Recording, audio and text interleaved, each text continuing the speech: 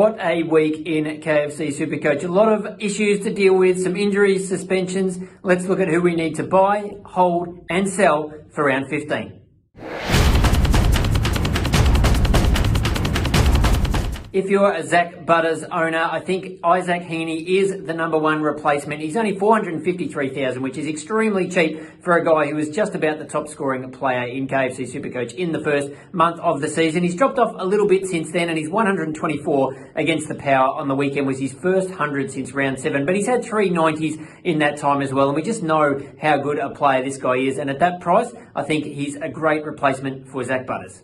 The other play would be to pick Luke Jackson in the forward line or the ruck potentially, and you could swing in between those positions to try and cover some of these injury holes over the next couple of weeks. He's going to be the #1 ruckman at Melbourne without Max Gawn in the team, and hopefully that can lead to a spike in scoring. He's got a pretty tough run coming up in the ruck, so fingers crossed Luke could be a real bargain pickup this week.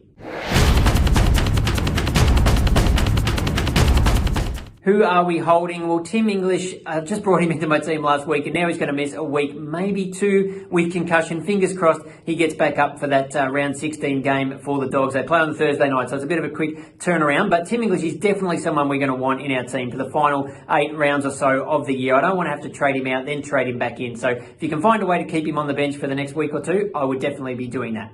Now this one is a little bit controversial. BRAYDON PREUSS owners totally understand if you've had a gutful and just want to flick this guy, but he's not worth a heap of money. You can't get anyone great to replace him, and the Giants say he's only going to miss the 1 week with suspension/injury, and he will be back in round 16. And then he's got a couple of really nice matchups in the ruck against Hawthorn and Port Adelaide, who are playing sort of second, third string rucks at the moment, so he could score well. I mean, we know his durability is a massive issue, but if you've got other problems to deal with this week, you could consider holding BRAYDON PREUSS. Who to sell this week? If you've got a few injury problems like me, I think Zach Butters is at the top of the priority list to trade out. You could potentially cover him if you've got some ruck forward cover, and he might only miss a week or 2, but he's had a lot of injury problems throughout the year. He's not necessarily a guaranteed top 6 scorer in the forward line anyway, so I think now's the chance to potentially trade him on and bring in maybe someone like a HEENEY, or if you can get up to a top star forward like Marcus Bontempelli, go for it.